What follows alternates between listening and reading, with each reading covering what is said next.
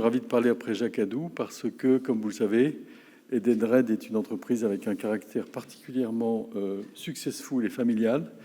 Et je pense que la qualité de la gestion des ressources humaines d'Edenred explique le succès de cette entreprise qui vient d'accéder au CAC 40, ce qui est peut-être le rêve de beaucoup d'entre nous dans la salle. Alors, j'ai 8 minutes, Delphine, c'est ça? Donc, je vais vous dire 4 choses en 2 minutes chacune. La première, c'est que si ce prix des CODIR est remis, c'est sans doute parce que chacun de vos CODIR a géré les ressources humaines dans des conditions optimales. Donc, je vous dirai un mot sur la place de l'homme dans l'entreprise. Le deuxième point, c'est que je vous citerai une étude de McKinsey de juin dernier que j'ai trouvée particulièrement inspirante sur les entreprises qui réussissent, les caractéristiques d'entreprises qui réussissent. Le troisième point, c'est que j'évoquerai en quelques mots le choc du Covid et le choc de toutes les demandes sociales qui sont exprimées par nos salariés. Et enfin, en quatrième point, j'évoquerai ce qui est pour moi un CODIR efficace pour avoir une dynamique favorable en matière de ressources humaines. Donc, premier sujet, au fond, on aura vécu une révolution depuis le Moyen-Âge. Au Moyen-Âge, celui qui était important, c'était l'humain, c'était l'artisan. Il y avait très peu de gens qui travaillaient dans des grandes organisations. C'était la réputation de l'artisan, de l'agriculteur, etc. Et puis, au fur et à mesure que le temps a passé, on a donné plus d'importance au capital. D'abord à la démographie, ce qui faisait la force des États, c'était la démographie. Puis ensuite, ça a été l'industrie et le capital. Et le capital a pris beaucoup d'importance au XIXe siècle. Et avec la société par action, on a eu des très grandes entreprises qui ont eu un peu tendance à déshumaniser la vie au travail. Et puis aujourd'hui, on en revient à la valorisation du capital humain. Il y a eu un prix Nobel en 1979 qui a eu ce prix par ses travaux sur la valorisation du capital humain. Et on a en fait, quelque sorte, fait la révolution, puisqu'aujourd'hui, dans toutes les entreprises, il y a une prise de conscience de ce qui est important, c'est la valeur de chaque personne. Ça, c'était mon premier point. Le deuxième point, c'est que tout ce que je viens de vous dire est, en quelque sorte, confirmé par une étude assez intéressante, donc publiée en juin dernier. McKinsey a distingué 4 catégories d'entreprises. Les entreprises qui sont concentrées sur leurs résultats et qui donnent la priorité à 100% à leurs résultats. Les entreprises qui sont focalisées sur le développement de leurs collaborateurs. Les entreprises qui ont une double focale, à la fois les résultats et les collaborateurs. Et puis les entreprises conventionnelles qui ne se distinguent par aucun marqueur spécial. Et ce qui est très intéressant, c'est de voir que contrairement à ce qu'on pourrait intuiter, ce ne sont pas les entreprises qui sont concentrées sur leurs résultats qui ont les meilleures performances économiques, mais c'est les entreprises qui ont ce qu'on appelle la double focale, c'est-à-dire qui se concentrent à la fois sur la performance opérationnelle et sur les ressources humaines. Et l'étude dit qu'elles ont 3,6 fois plus de chances d'accéder au statut de champions mondiaux et 4,3 fois plus de chances de se maintenir au moins 9 années sur 10 dans le premier quintile de la performance financière. Ça, c'est la première chose intéressante. La deuxième chose intéressante, c'est que selon cette étude, ces entreprises dites à double focale ne représentent que 9% des entreprises. Ce qui n'est pas très intuitif, parce que pour moi, c'est un peu comme M. Jourdain, le fait qu'il faut s'intéresser à la fois à la performance financière et à la performance humaine. Les entreprises qui sont concentrées strictement sur leurs résultats, c'est 21%. Les entreprises qui sont consacrées principalement sur le développement de leurs collaborateurs, c'est 15%.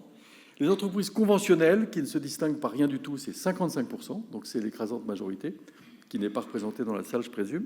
Et puis celles qui ont la double focale, c'est 9%. Voilà, donc ça, c'était le deuxième message que je voulais vous donner. Le troisième message, c'est qu'évidemment, cette importance de l'humain dans l'entreprise n'a été qu'accrue par le choc du Covid, la grande démission, la découverte de ce que pouvait apporter le télétravail, et tout ce qu'on a vu aux États-Unis, la démission silencieuse, la fragilisation de la santé mentale au travail, le plafonnement de la productivité, voire la baisse de la productivité, et des indices d'érosion du capital des talents qui ont été provoqués sans doute par des modèles bouleversés, donc par le Covid, et puis des chocs aussi comme la guerre en Ukraine, la crise des approvisionnements en matières premières.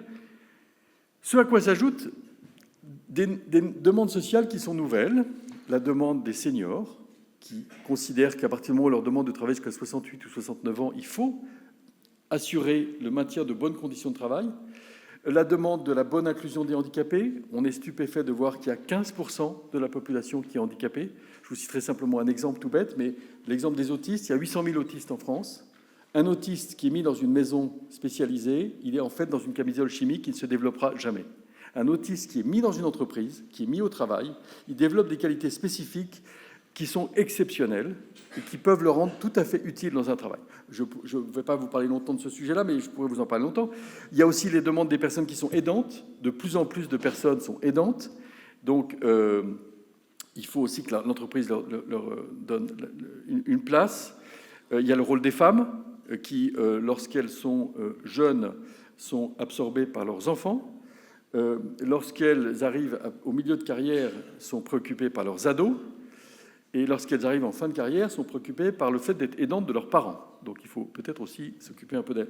Donc toutes ces demandes sociales font que l'addition de la reconnaissance du rôle des humains dans l'entreprise et des demandes de plus en plus fortes qui s'expriment de plus en plus à l'occasion de tous les bouleversements qu'on a connus font que le rôle des CODIR est très important. Et je conclurai par là parce que j'ai déjà épuisé mes 8 minutes.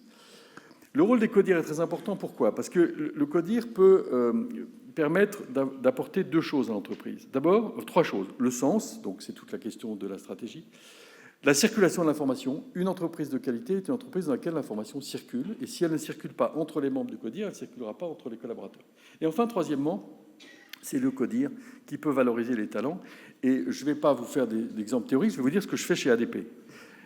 C'est très empirique. Mais au bout de quelques années chez ADP, j'ai réalisé que je ne ferais jamais progresser cette entreprise si je gardais au sein de mon CODIR des directeurs qui ne recrutaient pas meilleurs qu'eux. En d'autres termes, vous avez deux catégories de directeurs, membres d'un CODIR. Vous avez ceux qui savent qu'il faut qu'ils s'entourent de meilleurs qu'eux et qui fassent progresser tout le monde dans leur écosystème. Et vous avez ceux qui sont en insécurité, qui par ailleurs ne sont pas forcément très talentueux, et qui ne recrutent que des moins bons qu'eux et qui gardent toute l'information pour eux. Et l'expérience que j'ai pu avoir m'a donné à penser que l'application du principe qu'il faut toujours virer les mauvais trop tôt, ça c'est un autre principe de management, mais que j'ai toujours appliqué avec bonheur, et quand je ne l'ai pas appliqué, je m'en suis voulu. Donc quand quelqu'un est mauvais dans le système, il faut vraiment ne pas hésiter à s'en séparer très vite, d'une part, et d'autre part, il faut vraiment veiller à ce que tous les collaborateurs que l'on a émettent de la lumière de façon à recruter meilleurs qu'eux et mettre une bonne dynamique. Et regardez une boîte comme la nôtre, nous avons 14 personnes dans le CODIR, eh bien 14 membres du CODIR qui, pour chacun d'entre eux, recrutent en moyenne 3 vedettes, ça veut dire que nous avons une entreprise avec 50 vedettes. Et je suis capable de vous donner les noms de plusieurs N-2 au sein du groupe ADP, dont je sais qu'ils seront un jour ou l'autre CEO ou DRH ou directeurs financiers, parce que ce sont des vedettes qu'on a identifiées et qui, ces vedettes ont éclos grâce aux membres du CODIR. Donc je conclurai en saluant tous les membres du CODIR qui ont été sélectionnés par le jury réuni par Edgar Haddad, parce que j'imagine que vous aurez tout à l'heure plein d'expériences aussi à partager qui nous permettront de progresser pour assurer le succès de ces entreprises à double focale, donc performance financière, performance humaine, et au total, tout le monde sera satisfait. Merci de votre attention.